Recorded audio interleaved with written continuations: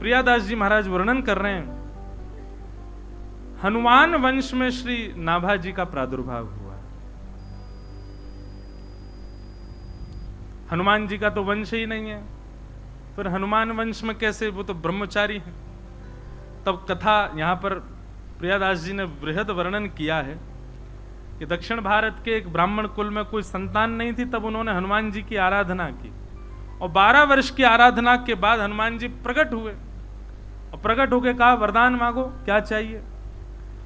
तो भक्ति के प्रदाता, भगवान के प्रदाता, या तो हनुमान जी से भक्ति मांगो या फिर ठाकुर जी को मांगो। पर वो ब्राह्मण देवता कहने लगे, बोले नाथ एक पुत्र दे दो। हनुमान जी महाराज बोले, ये तो वही बात हो गई, जिसके पास जो वस्तु नहीं है उससे वो मांग रहे हो। कभी कभी मन में भाव आता है, शंकर जी से कह रहे हैं हमारा घर बना दो, शंकर जी कह रहे हैं मैं खुद शमशान में रहूं। गणेश जी से कह रहे हैं बड़ी गाड़ी दिला दो, बोले खुद मैं चूहा पे चलूं तो गाड़ी दे दूं। हनुमान जी कह रहे हैं भैया ये बालक बच्चे मांगने हते तो ठाकुर जी की आराधना करते, ब्रह्मचारी हनुमान जी को काहे को बुलाया। लेकिन फिर भी श्री हनुमान जी महाराज ने कृपा की और उन ब्राह्मण देवता का वंश बढ़ा। उसी वंश में आगे चल करके श्री नाभा जी का प्रादुर्भाव हुआ। आप श्री का जन्म से नाम नवभुज बताया गया और कई जगह नारायण दास भी बताया गया। ऐसा भी कहा गया कि जब श्री अग्रदास जी ने उनको दीक्षा दी तो नामकरण श्री नारायण दास रखा, वैसे नाम नवभुज है, ऐसा भाव भक्तमाल जी में ही पढ़ा। बहुत ध्यान से सुनिएगा। हुआ क्या, अकाल पड़ा और अकाल पड़ने के कारण श्री नाभा जी की माताजी उनको लेकर के कहीं प्रस्थान कर रही थी, परंतु अत्यंत अकाल के कारण बीच जंगल में ही छोड़ दिया। जन्म से ही नेत्र नहीं थे श्री नाभा जी को। 5 वर्ष की आयु में बिना नेत्रों का बालक जंगल के बीच में व्याकुल, कहां जाऊं, किसके पास जाऊं, कैसे जाऊं, क्या करूं। तभी वहां आचार्य चरण श्री किल्हदेव जी महाराज और श्री अग्रदास जी महाराज वे दोनों ही वहां से प्रस्थान कर रहे थे और तभी उनकी दृष्टि उस बालक पर पड़ी।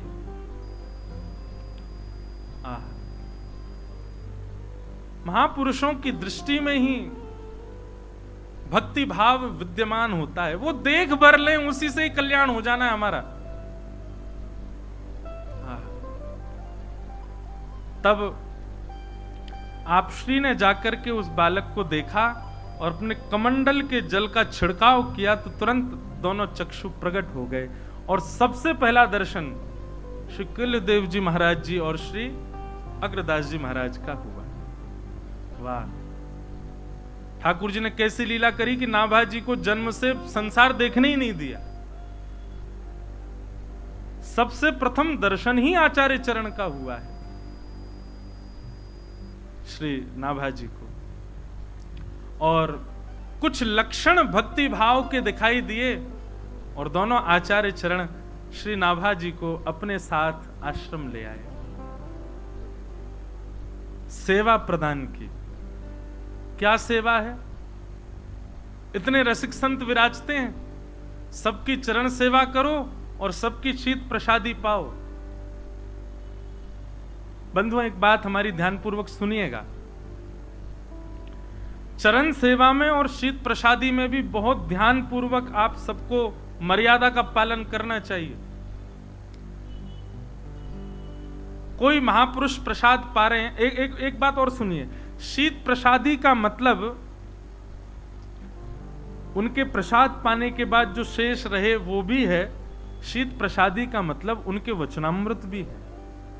माफ कीजिए, यदि कोई केवल शीत प्रसादी ग्रहण करे और वचनामृत का पालन ना करे तो भी कल्याण में कहीं ना कहीं संशय आ सकता है, परंतु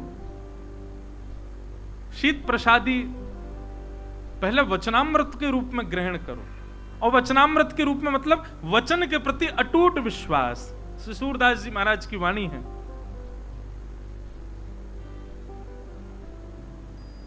दृढ़ इन चरणन के रो भरोसा।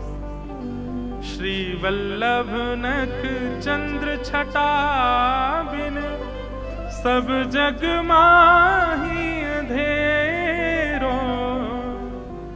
साधन और नाही आकलि में जासु होत निबेरो। सूर कहा कहे दुविध आंधरो बिना मोल को चेरो। भरोसो दृढ़ इन चरणन केरो। सूरदास जी कह रहे हैं मैं और क्या प्रमाण दूं गुरु कृपा का। सूर कहा कहे दुविध आंधरो। दो नेत्र नहीं है हमारे पास, लेकिन फिर भी गुरु कृपा से सब देखता हूं। वो देखता हूं जो किसी को नहीं दिखता। ये गुरु कृपा है। तो श्री नाभा जी को सेवा प्राप्त हुई कि संत जनों की चरण सेवा करो और उनके शीत प्रसादी ग्रहण करो। नाभा जी महाराज खूब संत सेवा करते, शीत प्रसादी पाते, संत जनों की सेवा करके आनंदित होते। एक बात सदैव याद रखिएगा, बहुत ध्यानपूर्वक सुनो। नाम जप में, कथा श्रवण में, संत सेवा में और तीर्थ गमन में, नाम जप में, कथा श्रवण में, संत सेवा में और तीर्थ गमन में यदि आपके चित्त में आनंद उत्साह नहीं है तो इन चारों में न प्रवेश किया जाए तो अच्छा। समझ में आई बात? नाम जप करने में यदि उत्साह नहीं है, कथा श्रवण करने में यदि उत्साह नहीं है, संत सेवा में यदि उत्साह नहीं है, तीर्थ गमन में उत्साह नहीं, और पांचवा एक और चीज लो, नियम करने में। यह भी एक बात है महाराज जी विशेष। नियम खाना पूर्ति नहीं है। नियम में यदि उत्साह नहीं है, नाम जप में उत्साह नहीं है, कथा श्रवण में उत्साह नहीं है और तीर्थ गमन में उत्साह नहीं है, तो इनको ना किया जाए तो अच्छा। करो तो उत्साह के साथ, प्रसन्नता के साथ, अत्यंत सौभाग्य के साथ संत सेवा।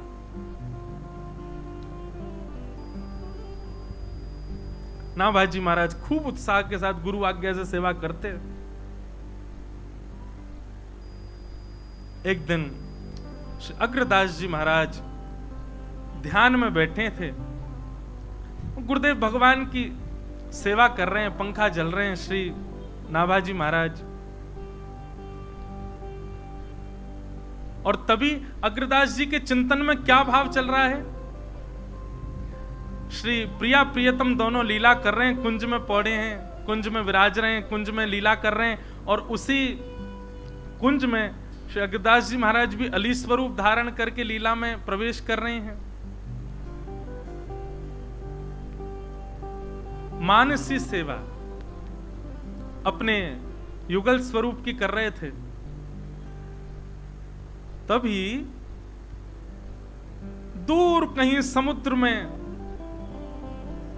एक नाव में एक सेठ अपना कुछ सामान लेकर के कहीं प्रस्थान कर रहा था।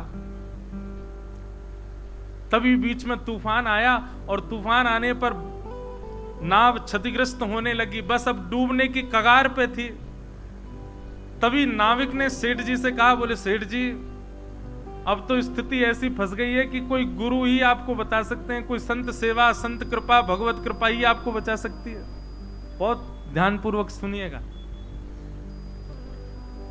बोले आपकी नाव इस स्थिति में है कि अब तो कोई संत कृपा ही, कोई भगवत कृपा ही आपको बचा सकती है। नाव की सारी सामर्थ्य लग चुकी है, अब बचने वाले नहीं है हम।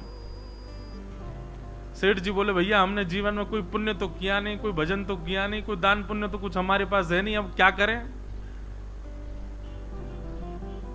नाव चलाने वाले आपके कोई गुरु हों, आपके कोई आचार्य हों, उनका स्मरण कर लो, किसी की कृपा से तो नैकात बचे। तब सेठ जी बोले हाँ हमारे गुरु जी हैं। बोले कौन है? बोले श्री अग्रदास जी महाराज। बोले उन्हीं को स्मरण करो।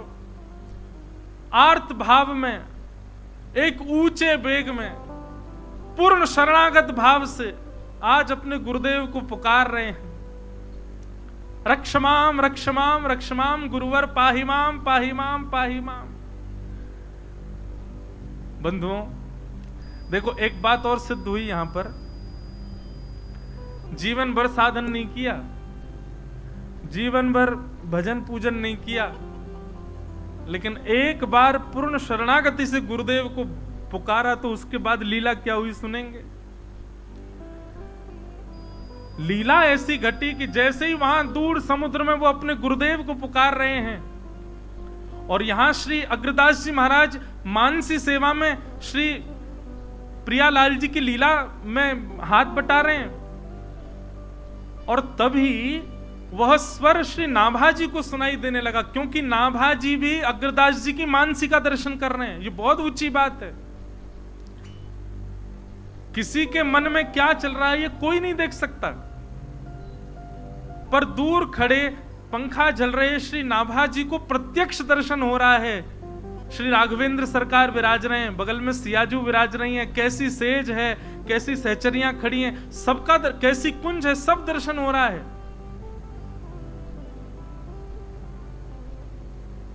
गुरुदेव अली स्वरूप धारण करके क्या सेवा कर रहे हैं, ये नाभा जी को दर्शन हो रहा है। और तभी नाभा जी ने अनुभव किया कि दूर समुद्र में पुकार रहा वो शिष्य गुरुदेव को वह स्वर नाभा जी को सुनाई देने लगा। नाभा जी विचलित हो गए, मन में विचार करने लगे, गुरुदेव यहाँ सेवा में हैं, गुरुदेव यहाँ युगल स्वरूप को माला पधरा रहे हैं और यहाँ पर ये भक्त गुरुदेव को बुला रहा है, कहीं उसका स्वर सुन करके गुरुदेव अपनी सेवा ना छोड़ दें, कहीं सेवा में विघ्न ना आ जाए।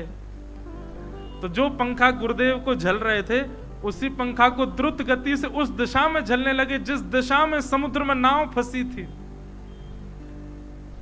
और श्री नाभा जी के इस सूक्ष्म से प्रयास से बीच भंवर में, बीच तूफान में फंसी हुई उस सेठ की नाव वहां से मुक्त होकर के बिल्कुल निर्विघ्नता से मुक्त हो गई और श्री नाभा जी ने उस भक्त की रक्षा कर दी, बच गई नाव।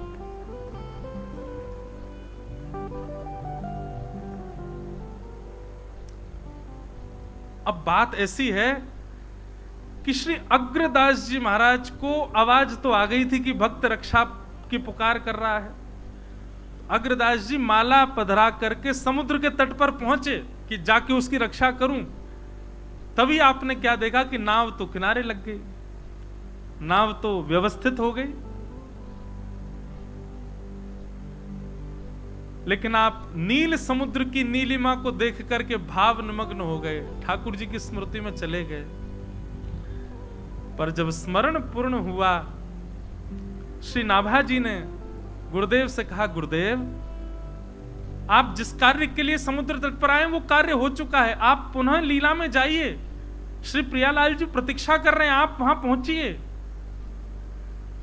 अग्रदास जी ने जब ये स्वर सुना, स्वर सुनकर के बोले, मेरे चित्त में प्रियालाल जी विराज रहे हैं, सेज पर बैठे हैं, कैसी सेवा, क्या सेवा चल रही है, मेरी मानसी सेवा है, ये इसको कैसे पता?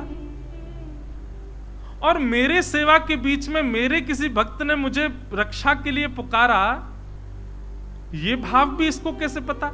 और वो पुकार तो रहा था रक्षा के लिए, पर मैंने जाकर के देखा नाव तो किनारे लगी, मतलब उसकी रक्षा कैसे हुई? अग्रदास जी ने तुरंत चिंतन किया तो सब दृष्टिगोचर हो गया कि ओहो, ये तो ऊंची श्रेणी को प्राप्त हो गया है बालक।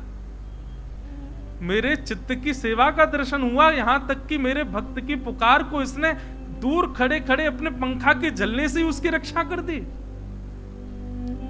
ये कृपा है शीत प्रसादी की और चरण सेवा की, संतों की, रसिक जनों की चरण सेवा की। रसिक जनों की सेवा और शीत प्रसादी पाने का ये सौभाग्य है।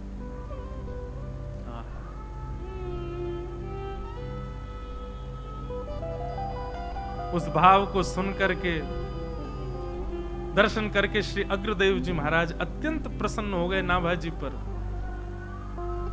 और नाभा जी को अपने समीप बुला करके कहा, बहुत बड़ी कृपा है, अनुग्रह है ठाकुर जी का आपके ऊपर कि आप इस भावना का दर्शन कर पा रहे हो। सब संत जनों की कृपा है, सब गुरुजनों की कृपा है। अब हमारी आज्ञा से आप जाइए और जाकर के भक्त चरित्र लिखना प्रारंभ कीजिए। नाभाजी महाराज कहने लगे, बोले कि मैं रामकृष्ण का गुण तो गा सकता हूं, ठाकुर जी का यश तो गा सकता हूं, ठाकुर जी के गुणानुवाद गाने की थोड़ी बहुत क्षमता तो मुझे आपकी कृपा से प्राप्त है, पर भक्तों का यश गाना ये मैं कैसे करूंगा, ये कैसे संभव होगा। नाभाजी कहते हैं, श्री अग्रदास जी महाराज कह रहे हैं, जिन्होंने बीच भंवर में फंसी हुई नाव दिखा दी, जिन्होंने मेरे चित्त में श्री प्रियालाल जी दिखा दिए, जिन्होंने कृपा करके बीच भंवर की फंसी हुई नाव को मुक्त करा दिया, वही कृपा करेंगे और वही सबकी कृपा से तुम भक्त चरित्र लिखो। भक्ति भक्त भगवंत गुरु चतुर नाम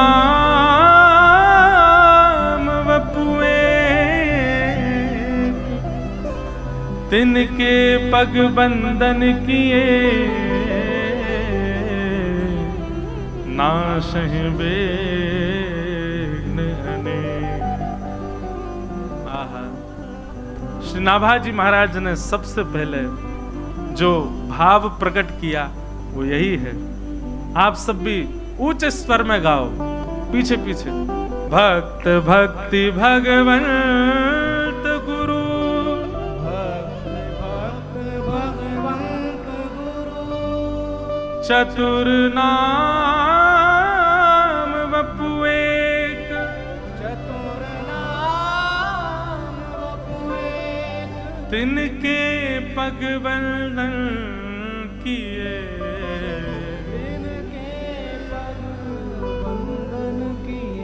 नाशहि विघ्न अनेक, नाशहि विघ्न अनेक। महाराज जी, किसी भाव के प्रारंभ में गुरु को वंदन प्रथम किया जाए। भक्तमाल जी में बहुत छोटे छोटे भावों में बड़े बड़े भाव विद्यमान हैं।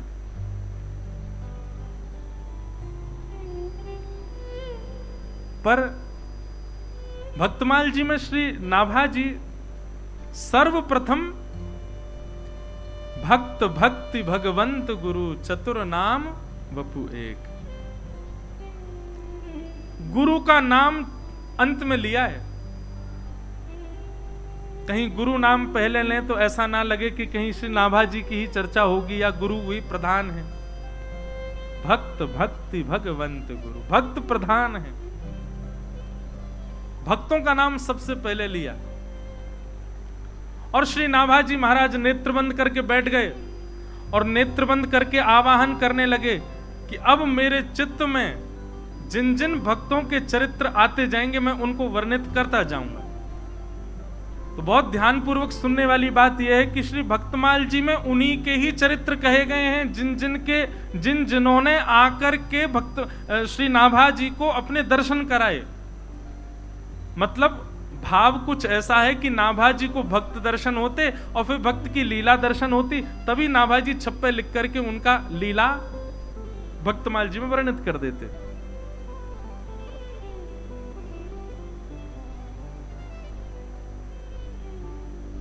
सर्वप्रथम श्री नाभाजी ने स्मरण किया। अब आवाहन कर रहे हैं अपने गुरुदेव को प्रणाम करके कि अब भक्त जन आवे स्मृति में और मैं लिखना प्रारंभ करूं।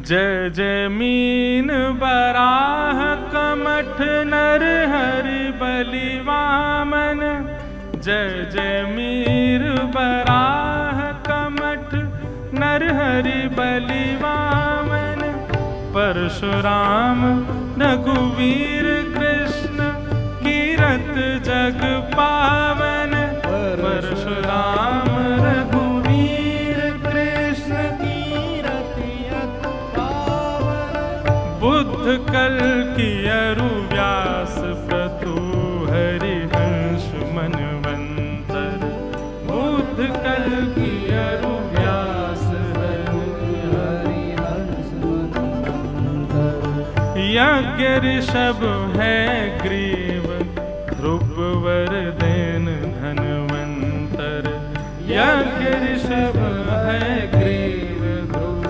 वरदेन धनवंतर, बद्रिपति दत्त कपिल देव सनकादिक करुणा करो, बद्रिपति दत्त कपिल देव सनकादिक करुणा करो, 24 रूप लीला रुचिर श्री अग्रदास उर पद धरो, 24 रूप लीला रुचिर श्री अग्रदास उर पद धरो। हाँ, 24 रूप लीला रुचिर श्री अग्रदास उर पद धरो, 24 रूप लीला रुचिर श्री अग्रदास उर पद धरो। श्री नाभाजी महाराज ने भक्तों का आह्वान किया, समस्त भूमंडल के समस्त वैष्णव हरिप्रिय भक्तों का मैं चिंतन कर रहा हूं, सब मेरे चित्त में आ जाएं और अपने अपने भाव पर। अच्छा, एक बात और, श्री भक्तमाल जी में उन भक्तों का चरित्र है जो हरिप्रिय हैं। कौन? हरिप्रिय। हरिप्रिय का मतलब जिनको हरि प्रिय हैं वो नहीं, जो हरि के प्रिय हैं वो। श्री नाभाजी ने कहा कि भाई वो सब चित्त में आएंगे जो हरि को प्रिय हैं, वो सब चित्त में आकर के अपने अपने भाव निरूपण करवाएं। परंतु नाभाजी तो स्मरण कर रहे थे भक्तों का और चित्त में आ गए भगवान।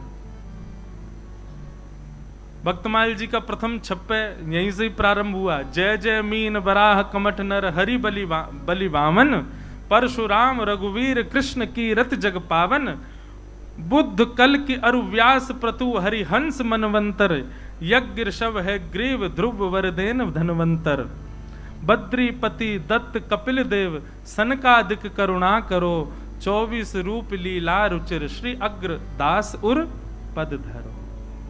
बहुत ध्यानपूर्वक सुनिएगा। अभी भूमिका ही चल रही है भैया। जिन रसिकों की त्रिवेणी सुननी है वो तो कल से शुरू होगी, पहले भूमिका सुन लो आज। तो नाभाजी नेत्र बंद करके बैठे हैं, भक्तजन चित्त में आएंगे तो मैं यश लिखूंगा।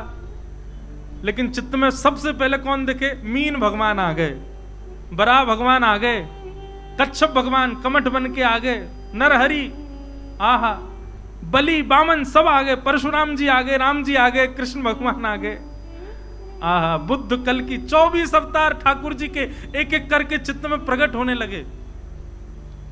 पहले तो नाभाजी को अच्छा लगा, ओहो ठाकुर जी चित्त में आ रहे हैं। बाद में बोले चिंतन तो भक्तों का किया, ये ठाकुर जी क्यों आ रहे हैं चित्त में? ये ठाकुर जी का स्वरूप है, सबके आड़े चलेंगे, बुलाए भक्त आ गए भगवान। मतलब यहां भी ठाकुर जी को नेक चैन यो नहीं है कि चलो ये ग्रंथ तो पूरा भक्तों का ही रहने दो, नहीं, पहले खुद ही आ गए। श्री नाभाजी अपने चित्त में ही ठाकुर जी से पूछ रहे हैं, आप क्यों आ गए? हमने तो भक्त बुलाए थे। ठाकुर जी कह रहे हैं, नाभाजी हमारे बाद जो आएंगे वो भक्त हैं और हम भक्तों के भक्त राज हैं, मतलब भक्तों के अग्रगण्य। सबसे बड़े भक्त तो हम ही हैं, तो सबसे पहले हम आएंगे। ठाकुर जी कह रहे हैं, आप भक्तमाल लिखने जा रहे हो, सबसे विशेष, सबसे श्रेष्ठ और सबसे उच्च भक्त जो होगा वो सबसे पहले स्मृति में आएगा। सबसे बड़े भक्त तो हम ही हैं, हमसे बड़ा भक्त कौन है? कैसे हो आप भक्त? अच्छा, नरसी के यहां भात भरने कौन गया था? आप गए थे। क्यों गए थे? कोई हमारा व्यापार तो चल नहीं रहा था, हमारे त्रिलोकी का राज्य तो जाने नहीं वाला था। क्यों गए हम? उसकी हुंडी क्यों लिखी हमने? क्योंकि हम भक्तों के भक्त हैं। बताओ कौन भक्त हुआ, नरसिंह मेहता की मैं? नाभाजी बोले आप ही हो। अच्छा नहीं, एक ही बात से नहीं, ये तो तुम हमारी हाँ में हाँ बोल रहे हो, दूसरी बात सुनो। बोले क्या?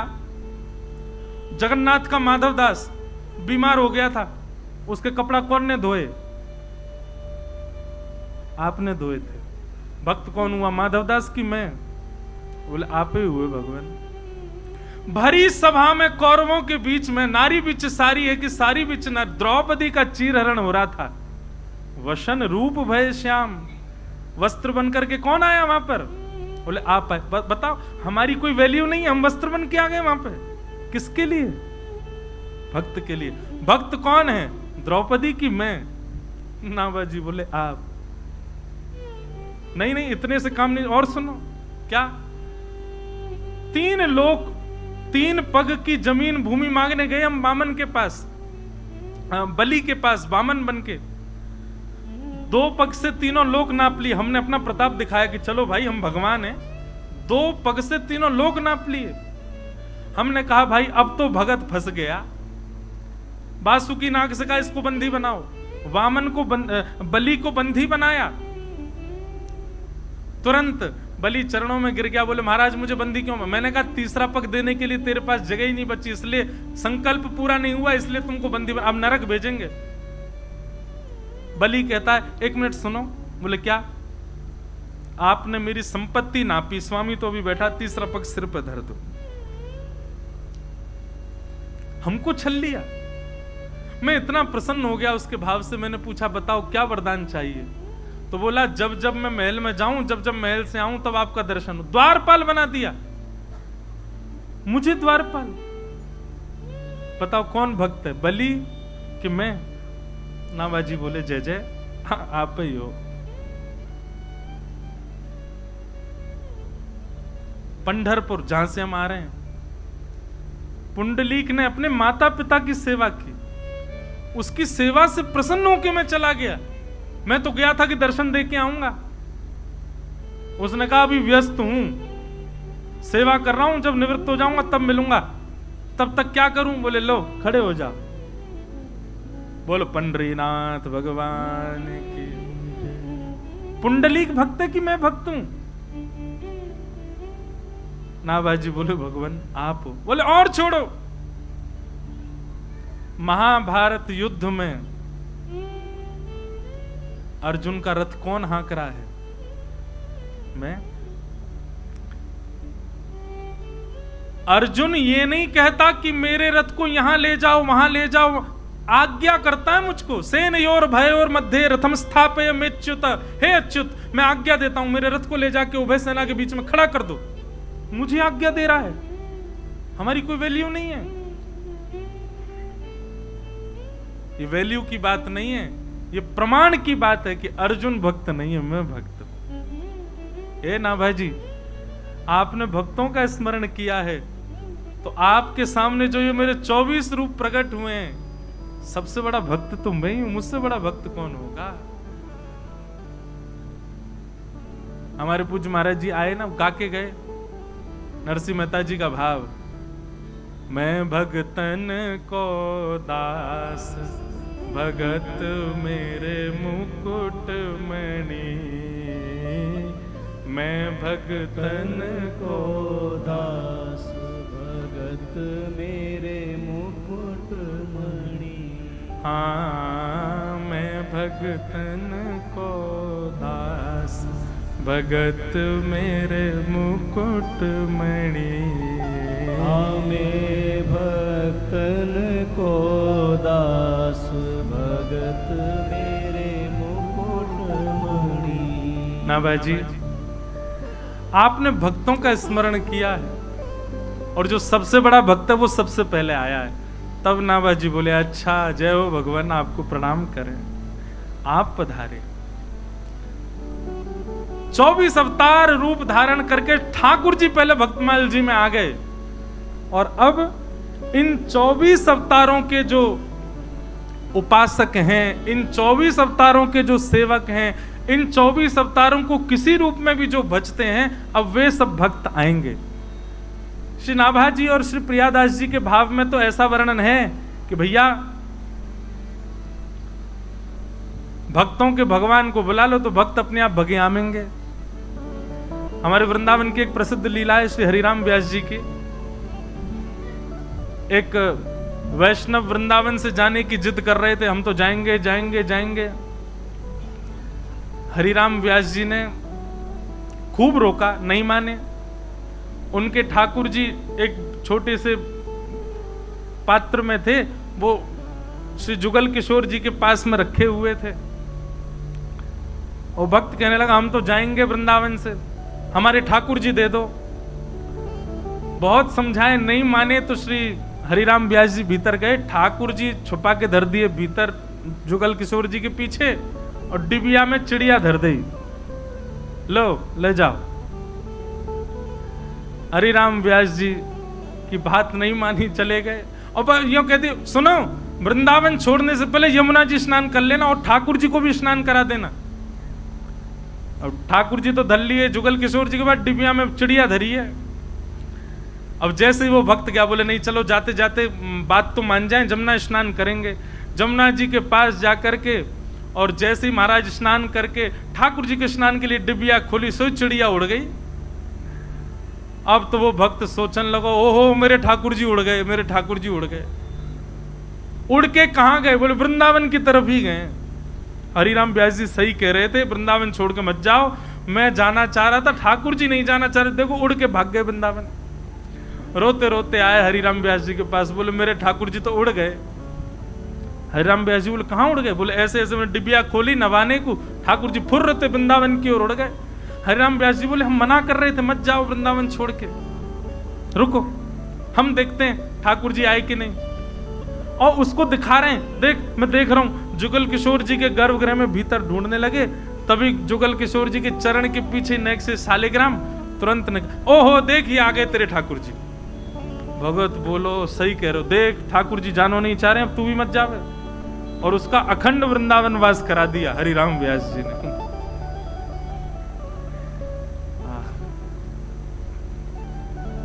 वृंदावन साचो धन भैया, वृंदावन साचो धन भैया, श्री वृंदावन साचो धन भैया, श्री वृंदावन साचो धन भैया। कनक कूट कोटिक लगत जिए, कनक कूट कोटिक लगत जिए, भजिए कुंवर कन्हैया, भजिए कुंवर कन्हैया, वृंदावन साचो धन भैया, ओ वृंदावन साचो धन भैया, श्री वृंदावन साचो धन भैया, श्री वृंदावन साचो। हरिराम व्यास जी का भाव है, जहाँ श्री राधा चरण रेणु की, जहाँ श्री राधा चरण रेणु की, कमला लेत भलैया, कमला लेत भलैया, हे आतुर वन में व्यास पुकारे, आतुर वन में व्यास पुकारे, आतुर वन में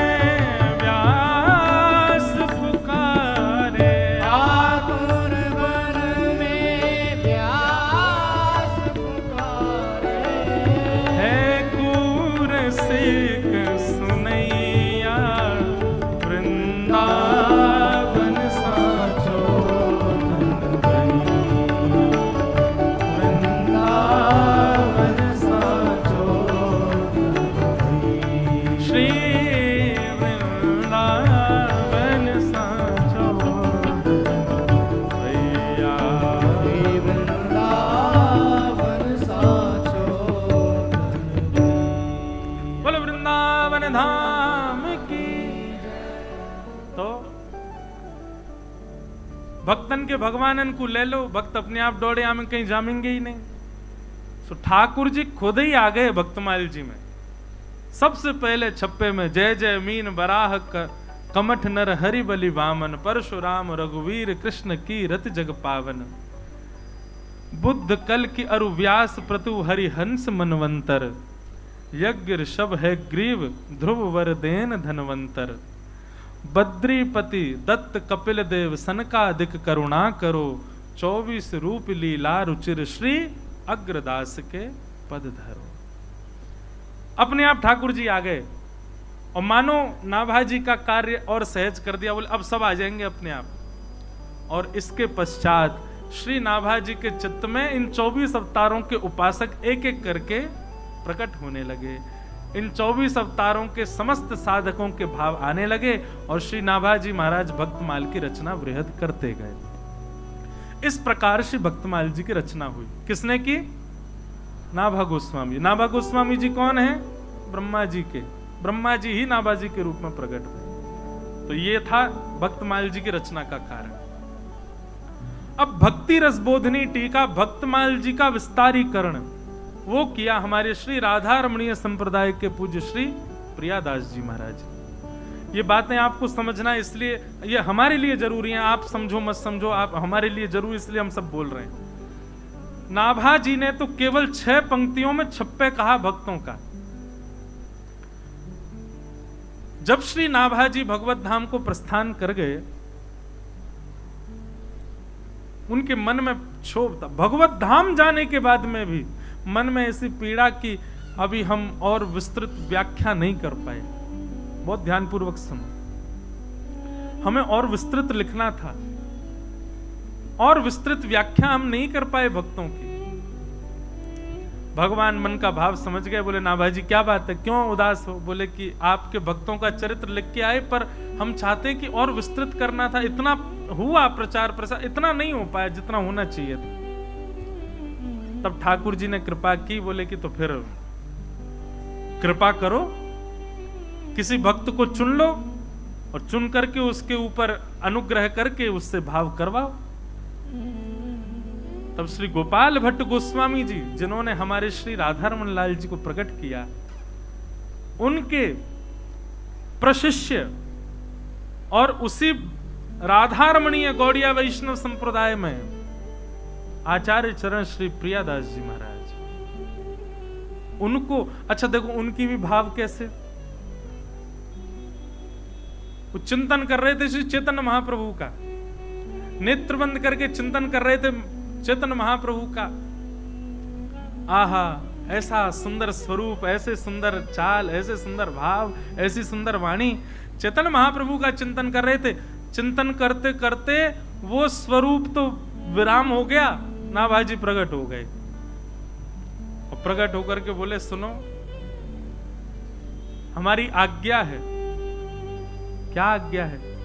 बोले हमने जो भक्तमाल जी की रचना की है उन्हीं भक्तमाल जी का अब आप विस्तारीकरण करो, उनको और वृहद भाव में लिखने का प्रयास करो।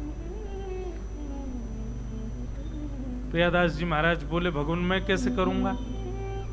बोले जैसे हम पर गुरुजनों ने कृपा की ऐसी तुम पर भी कृपा होगी और तुम लिखना प्रारंभ करो।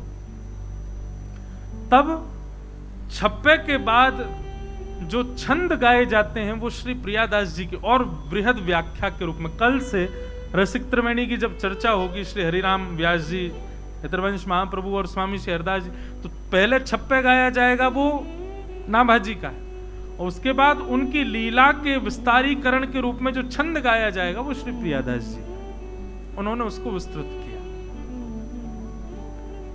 प्रियादास जी महाराज ने भक्तमाल जी की विस्तारीकरण किया।